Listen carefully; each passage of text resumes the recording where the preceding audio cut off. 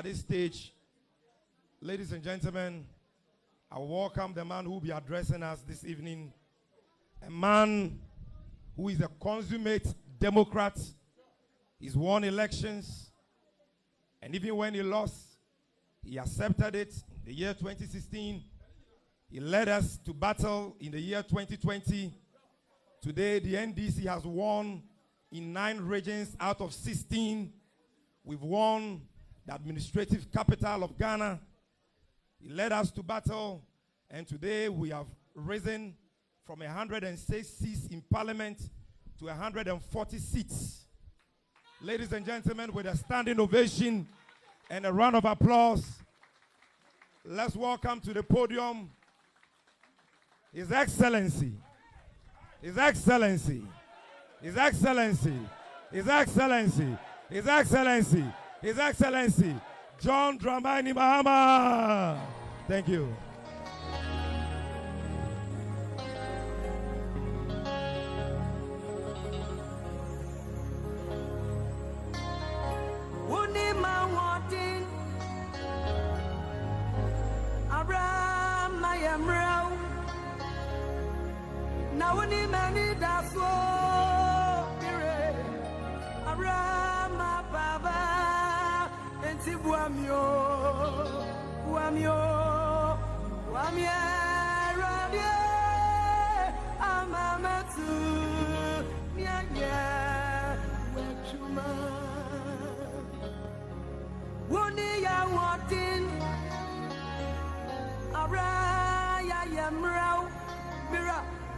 Now it's not funny, I need that soul.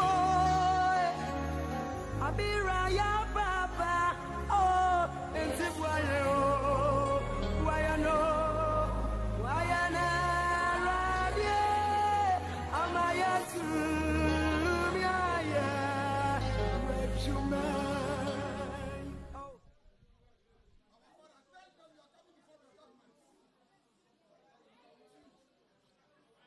Good evening, ladies and gentlemen, fellow Ghanaians, my brothers and sisters. Allow me to begin by expressing my deepest gratitude to you for your tremendous support, which you expressed overwhelmingly and convincingly at the polls. There's no doubt that Ghanaians from every region of this great nation of ours voted for change. And we did so in both the presidential and parliamentary elections. I'm a staunch believer in the experiment of democracy, the system of governance that allows the ultimate decision-making power to rest in the hands of you, the good people of Ghana. We, the people, who, with an eye towards the future we would like for our dear country, elect representatives to go forward and realize that vision. Government serves at the choice, direction, and pleasure of the people of this great nation. And I have had the honor and privilege to serve my country in all levels of government. When in 2016, at the end of my first full term as president, I ran for re-election as an incumbent candidate, I respected the will of the people. I conceded, I stepped aside, and I set in motion a peaceful transfer of power because I understood that it was the will of the people. And if we are to progress as a nation, if we are to live up to the inheritance of our history, one for which people have paid the ultimate price, the sacred verdict of the people must be respected. It must be protected.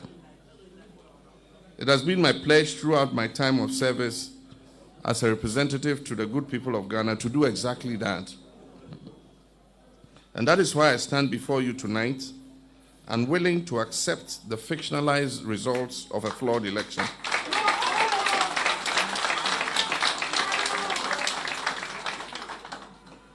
My brothers and sisters, it is important to remember that the government that is in power controls all of the state resources and oversees all of the state's institutions. The line he treads between his loyalty to the power that is held by the people and by his own desire to hold on to power can be a very thin one indeed. We went into the 2020 presidential and parliamentary elections with assurances from the Electoral Commission and the relevant state actors that it will be conducted in an atmosphere free from fear and that it will be fair, transparent, and credible. Unfortunately, that has not been the case. What we witnessed across the country from Monday, 7th December 2020, exposed a deliberate plan to manipulate and predetermine the results of the election in favor of the incumbent candidate, Nana Akufo-Addo, who, as so happens, controls all of the state resources and oversees the state institutions. Despite all of the ruling party's inducements, use of monetary enticements, and other such schemes on a scale never before seen in the history of this country, the good people of this country understood what was at stake, and it was clear as the results of the votes that were legally cast that the National Democratic Congress won the presidential and parliamentary elections.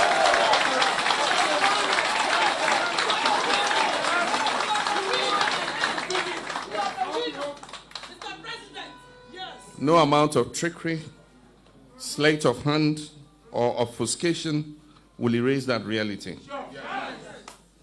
I'm extremely proud of our parliamentary candidates who have earned for themselves the title of giant elephant killers. We went into the parliamentary elections with a deficit of 63 seats. We made up for our 2016 losses, and we're now set to become the majority in Parliament.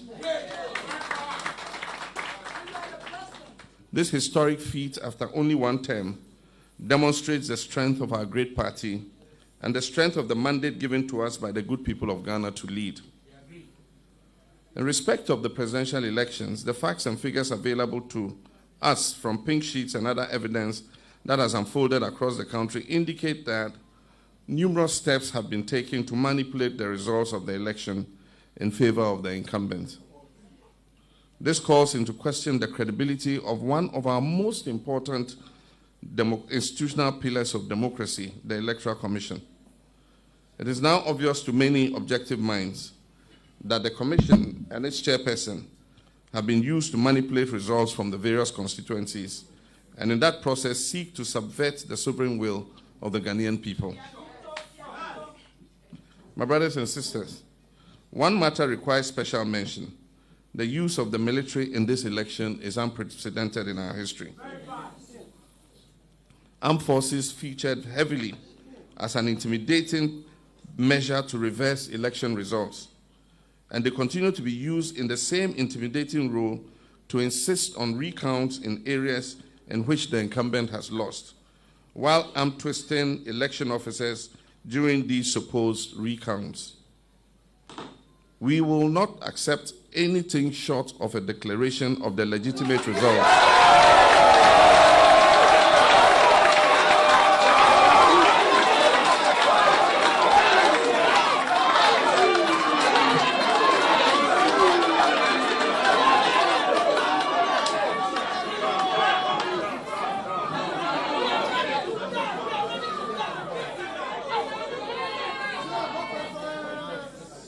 I said we will not accept anything short of a declaration of the legitimate results which point to an NDC parliamentary majority.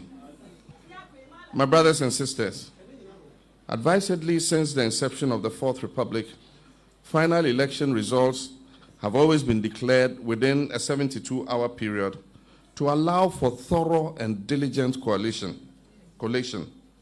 Surprisingly, this Electoral Commission chairperson announced quite suspiciously, and for reasons known to her, a hurried 24-hour deadline, which, as we all know, could not and would not be met. The chairperson of the EC, in less than 24 hours after her declaration, has admitted that she made unacceptable errors which go to the heart of the entire electoral process and cast deep doubt on the credibility of the announced outcome. The Electoral Commission of Ghana has never brought its credibility to this historic low at such a crucial moment of election results declaration. In fact, the litany of irregularities and blatant attempts at rigging for a candidate is obvious and most embarrassing. Ghana has come too far in our democracy, in our transparency, and in our well-earned international reputation for free and fair and non-violent elections to find ourselves here, where we are in respect of this election. As has been announced by my party, the National Democratic Congress, we are unable to accept the outcome of the election as declared by the Electoral Commission Chairperson, Mrs. June Mensah. These results are flawed and discredited. When it comes to the parliamentary election, the NDC won a working majority of 140 seats. What has happened since the election has been a deliberate attempt targeting 5 constituencies of the 140 to steal and thus subvert the people's verdict. A closer look and detailed examination of the constituency-specific facts casts very dark clouds on our democracy. And allow me to speak in specifics so our claims are well known. In Seychelles, the results were declared without the content of one ballot box being counted. The parties had agreed that an issue of alleged overvoting should be referred to the collation center to be resolved. That ballot box mysteriously disappeared en route to the collation center. Nevertheless, results were declared in favor of the NPP candidate. In Upper Gentry West, the EC official deferred the declaration of the results because of alleged death threats. The results favor the NDC candidate, as has been confirmed earlier today. In Senate West, a ballot box was snatched and the culprit was apprehended. The seal of the NPP must have become dislodged in the ensuing scuffle with the culprit. That of the NDC and the Electoral Commission remained intact. However, NPP would not allow the contents of the ballot box to be counted and added to the lot because it would obviously favor the NDC. In Techiman South, the NDC won quite clearly, but for whatever unknown reasons, the military was invited. In the ensuing melee, 2 people were shot and killed by the military. 8 persons were injured and hospitalized. A 3rd person, who was one of those hospitalized from gunshot injuries, has now been pronounced dead. These are three Ghanaians who wanted nothing more than for their country to fulfill its promise of democracy and ended up losing their lives at the hands of the military that is meant to safeguard their rights as citizens. They include Abdallah Ayarik, 18 years of age only, and Tajuddin Al-Hassan, 39 years of age. The results have allegedly been strangely declared for the MPP, even though the EC chair claims to have left Techiman South out of her declaration. After an audit and review of our pink sheets, and I wish to announce that we have all our pink sheets signed. After an audit and review of our pink sheets for Techiman South, we can confirm to you, ladies and gentlemen, that the NDC won the parliamentary seat as follows. NDC secured 50,417 votes, and NPP secured 49,825 votes. In the Eastern region, the results in the presidential elections, which were collated and signed by all the parties, were not the same ones that were transmitted from the regional electoral commission offices to Accra. The padded figures have since been exposed. The Ashanti region provides fundamental problems that require further investigation and a full electoral forensic audit. Evidence gathered across board shows that the aggregates on the summary sheets of some constituencies do not reflect the individual results on the polling station pink sheets. You may also recall that prior to the election day, December 7th, there were many incidences where ballot papers thumb-printed in favor of candidate Nana Akufo-Addo were found at various locations.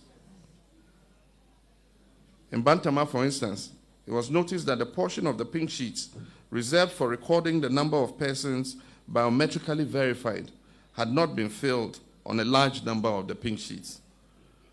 When our agent requested for the biometric machine to confirm the recorded results, they were denied access, with the explanation that they were recorded in a book, to which they were also denied access.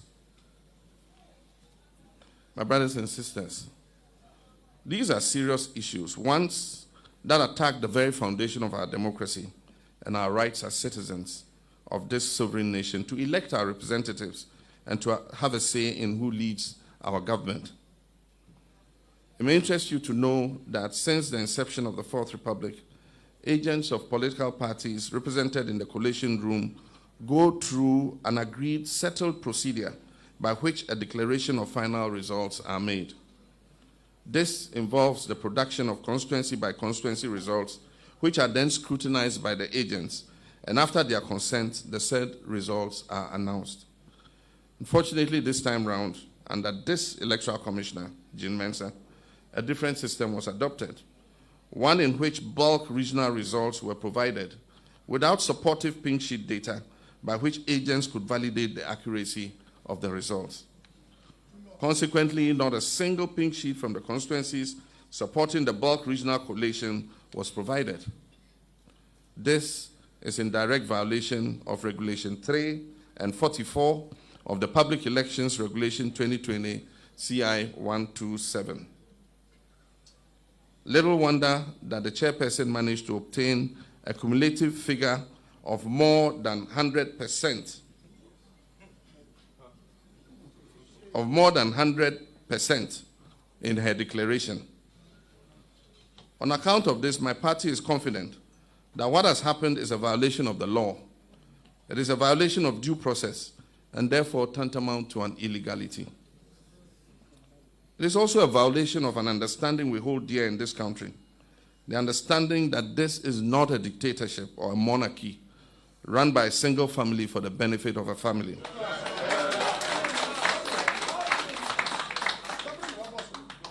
Ghana belongs to the people of Ghana, all of the people of Ghana. Would like to urge you, the media, civil society, and all election observers, to be resolute and present a fair and accurate account of what has transpired over this period. We request of the international community to remain engaged in what is happening in Ghana and take careful note of the current threat that is being waged on our democracy, our freedom, and our way of life. To all the NDC members and those who voted for us, I appeal to you not to be intimidated or cowed to submit to a dishonest process in the face of overwhelming evidence that supports the justness of our cause.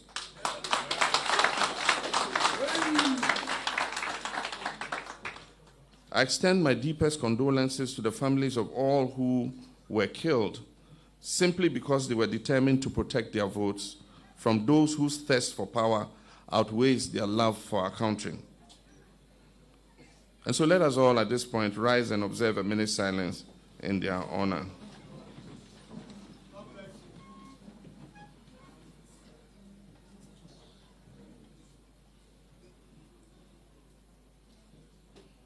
May their souls rest in perfect peace.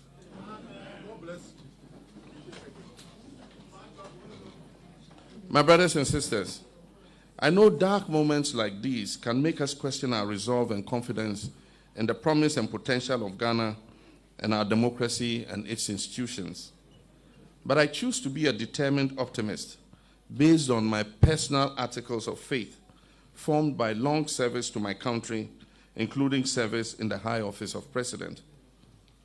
I urge you all to keep your confidence in Ghana and keep betting on the success of our democracy. This is a test of our ability within this democratic system to rise to the occasion and seek redress, to right all wrongs, to seek justice, to make every vote count, and to respect the sovereign will of the people. And let us not fail this test.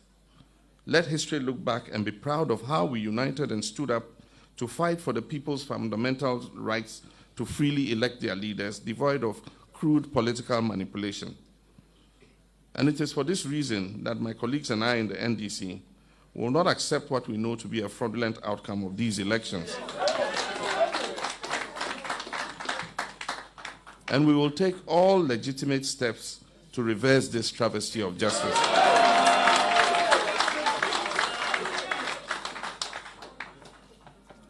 Finally, let me assure our teeming supporters and the millions of Ghanaians who voted for change, the change which has been stolen in a real stolen verdict, that we're beefing up capacity in the constituencies where the ruling MPP is seeking to overturn our parliamentary victories already chalked. We're also deploying additional crack teams of lawyers and senior party officials to support these constituencies that are under siege. Also, in order not to leave any further infractions unaccounted for, the NDC will continue its meticulous audit of all the presidential pink sheets to ensure that the verdict of the people is upheld.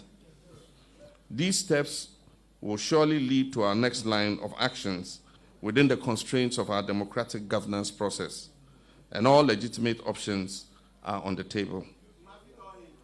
We want to send a caution to the EC that in line with Regulation 47 of CI 127, they should ensure that the election data is preserved for 1 year after elections. Let me assure you, my dear voter, that your vote will count.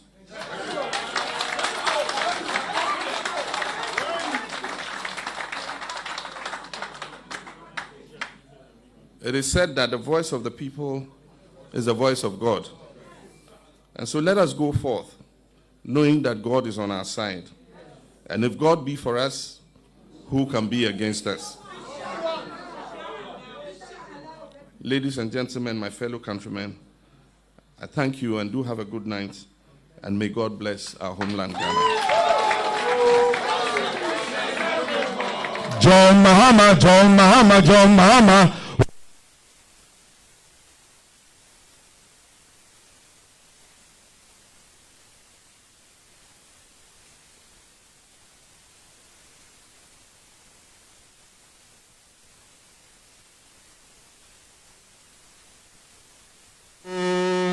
John Mahama, yeah, the victory of the NDC is coming again, and the people sing, hey, job, the victory of the